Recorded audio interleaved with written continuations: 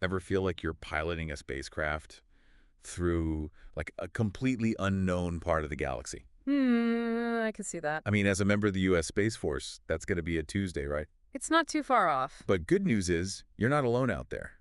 We're tackling Space Doctrine Publication 2.0 Chapter 3 today, Right on. getting you prepped with those Intel fundamentals. Absolutely. And we're going deeper than just defining terms like space domain awareness. We're going to equip you with the actual Intel blueprint that the Space Force uses. So this is like the real deal, huh? This is about making those mission-critical decisions, ensuring success for you and your fellow Guardians. Okay, I like it.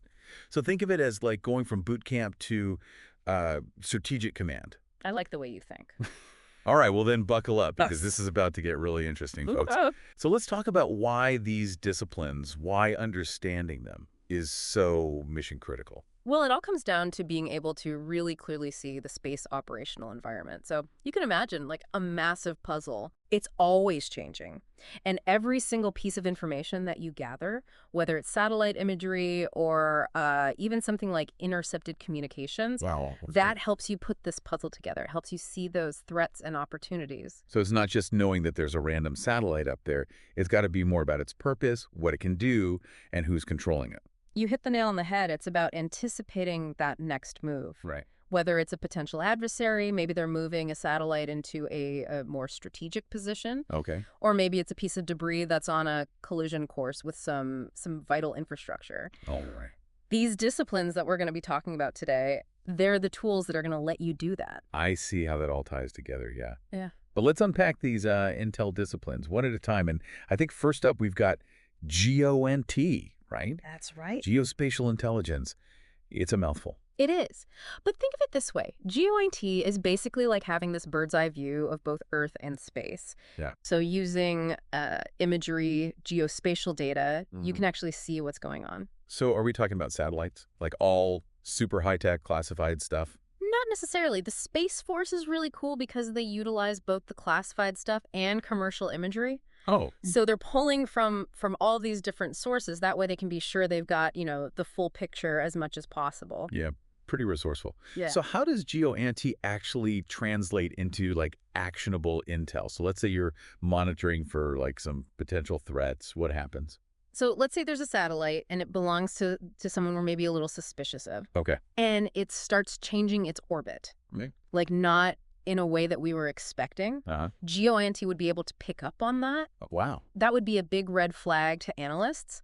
It's all about finding those anomalies, those little things that might point to something that's, hostile. Right. And early detection is absolutely key because that gives you as much time as possible to react and maybe even prevent something from happening in the first place. Yeah, those early warning signs would be really, really helpful. Space is a big place. You can say that again? Okay, so if GOINT is like our eyes up there, then SIGINT, signals intelligence. This is like tuning into the galaxy's radio waves. Yeah, you could say that. Right.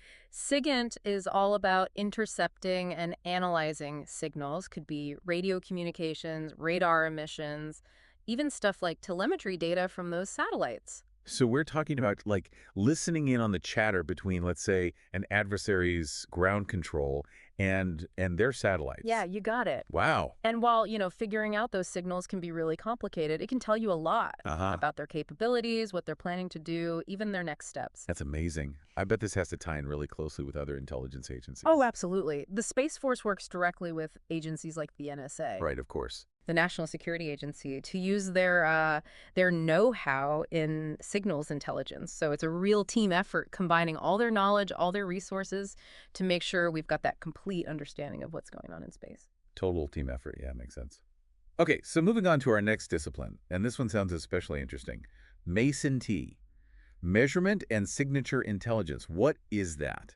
So think of Mason-T as going beyond just what we can see. Okay. It's about analyzing those unique signatures that objects and events give off, even if they're trying to hide. Signatures like what, though? What are we actually measuring with this? We're talking everything. Radar reflections, infrared emissions, even things like changes in magnetic fields. Yeah. Imagine you could track a satellite, even a stealthy one, just by its heat signature. That's wild. Okay, so it's like having a sixth sense, but for space?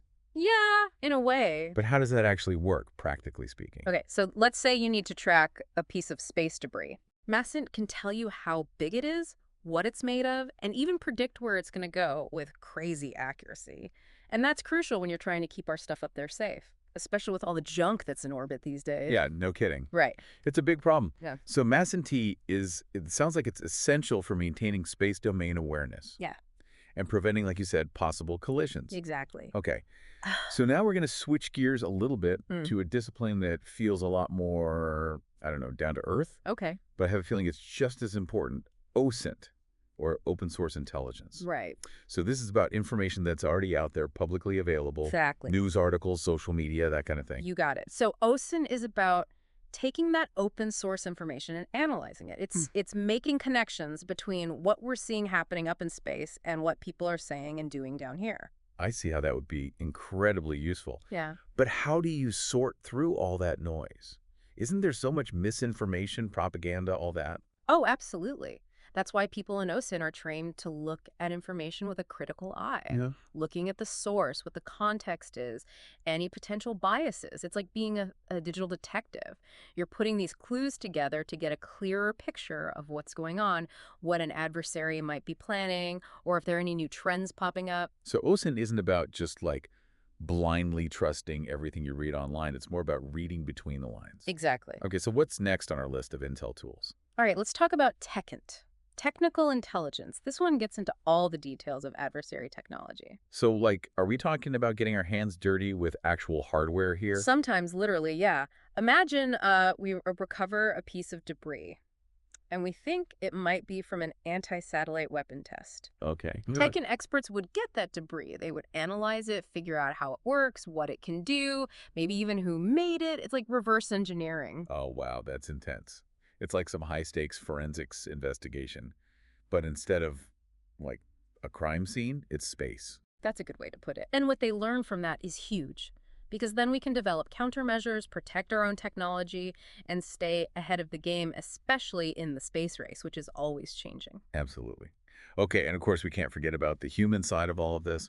What role does human intelligence play in this whole thing? So human is all about getting information from human sources. Okay. So we could be talking intelligence operatives, diplomats, even people who have defected. Wow. Anybody who can give us a firsthand look into what an adversary might be doing or what their intentions are. So this is like classic espionage. Does the Space Force have like its own human people, like dedicated? Not exactly in the traditional sense, no. The Space Force partners with other intelligence agencies, you know, like the CIA or the DIA, the Defense Intelligence Agency, for that part of it. Right, so it's more of a collaborative effort.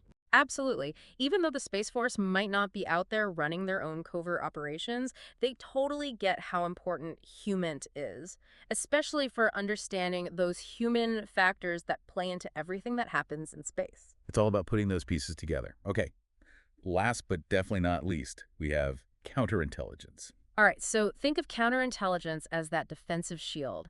It's there to protect all our space stuff, all our activities from foreign intelligence threats. So protecting our technology, our people, our secrets. Right. Making sure none of that gets compromised. Exactly. So we're talking about everything from figuring out who spies are and stopping them, to keeping our supply chain secure and making sure that our infrastructure is safe from sabotage. Especially with all the, how important space technology is. I bet this is a really critical part of what the Space Force does. It's absolutely essential. And the Air Force Office of Special Investigations, or AFOSI, plays a huge role in counterintelligence for both the Air Force and the Space Force.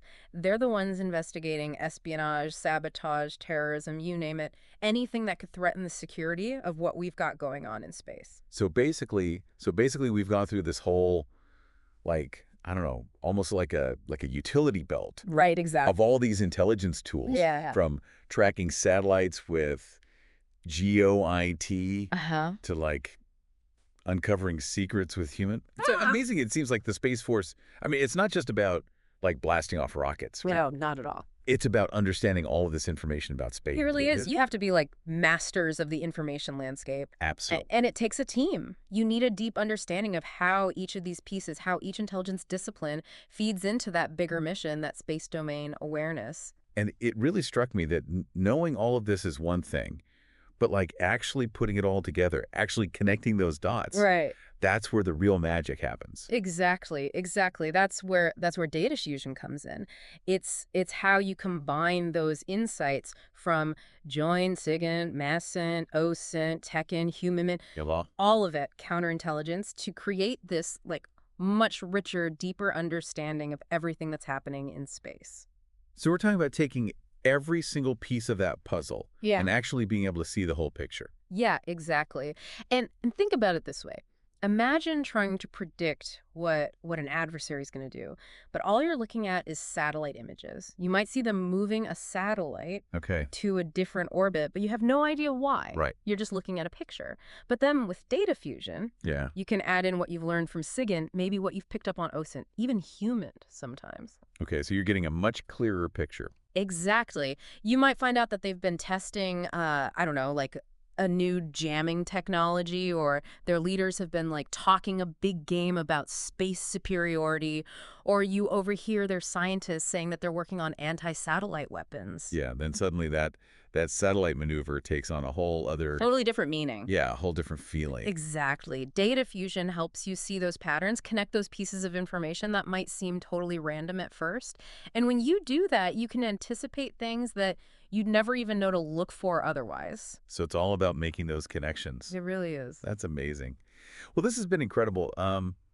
For anyone listening, for all you guardians out there, remember, like, you are essential to this whole thing, to this whole data fusion process. You are the key. Yeah, the things that you're learning that we've talked about today, Your skill. it has a real impact. A direct impact on keeping the space domain secure. So stay curious, Here. stay vigilant, and never, never underestimate the power of connecting the dots. That's what it's all about.